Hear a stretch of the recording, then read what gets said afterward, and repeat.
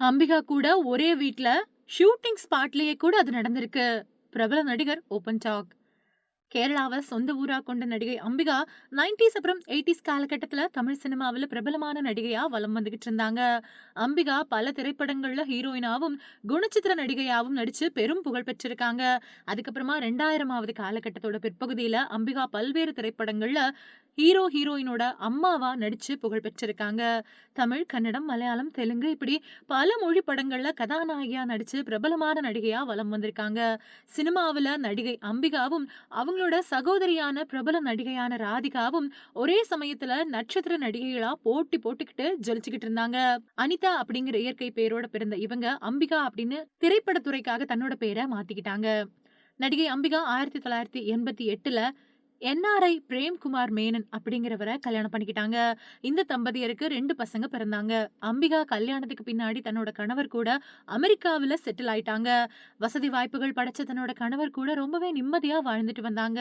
இதுக்கிடையில திடீர்னு 2 பேருக்கும் ஏற்பட்ட கருத்து வேறுபாடு காரணமா அவரை விவாகரத்து செஞ்சு பிரிஞ்சுட்டாங்க. அதுக்கப்புறமா கணவரை பிரிஞ்ச அம்பிகா அமெரிக்காவில இருந்து தன்னோட மகன்கள் கூட சென்னையில வந்து வசிக்க ஆரம்பிச்சுட்டாங்க. அப்பதான் திரைப்படங்கள்ல சின்ன சின்ன கதாபாத்திரங்கள் கிடைக்க அதையும் ஏற்று நடிச்சுட்டு வந்தாங்க.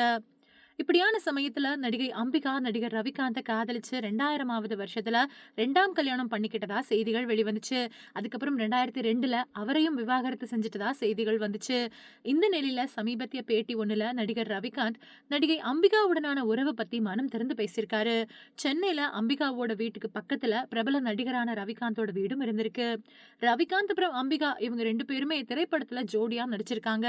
பக்கத்து பக்கத்து வீட்ல இருந்ததுனால நாங்க 2 பேரும் ஜோடியா நடிச்ச படங்களுக்கு ஷூட்டிங் போகும்போது ஒரே வண்டியில தான் சேர்ந்து போவோம். அப்படி ஷூட்டிங்ல இருக்கிறவங்க ஏதோ புருஷன் பொண்டாட்டி வந்துட்டாங்க அப்படின்னு கிண்டல் பண்ணுவாங்க. ஒரு காலத்துல சேர்ந்து ஷூட்டிங் அப்புறம் பொது வெளியில போறது அப்படின்னு இருந்துட்டு வந்ததால நாங்க 2 பேரும் கல்யாணம் பண்ணிக்கிட்டு கணவன் மனைவியா வாழ்ந்துட்டு வரதா செய்திகள் வெளியாச்சு. அப்படி பார்த்தா நான் நிறைய நடிகைகள் கூட சேர்ந்து நடிச்சிருக்கேன். அவங்க எல்லாருக்கும் கணவர் ஆயிட முடியுமா அப்படின்னு ரவிகாந்த் கேள்வி எழுப்பியிருக்காரு. நான் அம்பிகாவோட கணவர் கிடையாது. பிரேம்குமார் மேனன் மட்டும் தான் அம்பிகாவோட கணவர் அப்படின்னு குறிப்பிட்டிருக்காரு. இந்த பேட்டி இப்போ இணையத்துல வைரல் ஆயிட்டு வருது. இயக்குனர் பாரதி ராஜா மூலமா தமிழ் சினிமாவுல அறிமுகமான நடிகைகள்ல ரொம்பவே முக்கியமானவங்க நடிகை சுகன்யா. சுகன்யா தமிழ், மலையாளம், கன்னடம், தெலுங்கு அப்படின்னு 4 மொழிகள்லயும் பிரபலமான நடிகையா இருந்துட்டு வராங்க. 1991வது வருஷம் வெளியான புதுநெல்லு புதுநாத்து படத்தின் மூலமா திரைத்துறைக்கு கதாநாயகியா அறிமுகமானாங்க. ஆனா அதுக்கு முன்னாடி வெளியான கரகாட்டக்காரன் படத்துல கதாநாயகியா நடிக்கிறதுக்கு இவங்களுக்கு வாய்ப்பு கிடைச்சது. இருந்தாலும் சில காரணத்தினால அந்த வாய்ப்பை தவற விட்ட சுகன்யா அதுக்கப்புறம் பாரதி ராஜாவின் மூலமா தமிழ் சினிமாவுக்கு அறிமுகமானாங்க. அந்த படத்துக்கு பின்னாடி இவங்களுக்கு நிறைய பட வாய்ப்புகள் வர ஆரம்பிச்சது. தொடர்ந்து சின்ன கவுண்டர் படம் அவங்களுக்கு ரொம்ப பெரிய ஒரு மாற்றமா அமைஞ்சது. சுகன்யா நடிச்ச திரைப்படங்கள்ல 3வது படம் சின்ன கவுண்டர். அந்த படத்துக்கு சிறந்த நடிகைக்கான விருதை பெற்றாங்க சுகன்யா.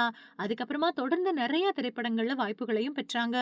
1991ல இவங்களோட முதல் படம் வெளியாச்சு. ஆனா ஆனா 1992லயே 6 திரைப்படங்கள்ல இவங்க கதாநாயகியா நடிச்சிருந்தாங்க.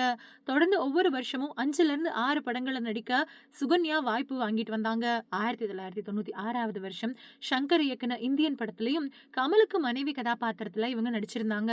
அந்த படத்துல ரொம்பவே உயிரோட்டமான ஒரு கதாபாத்திரம் இவங்களுக்கு வழங்கப்பட்டிருந்தது. அதுக்கப்புறமா காலங்கள் போக போக நடிகை சுகன்யாவுக்கு வாய்ப்புகள் குறைய ஆரம்பிச்சது.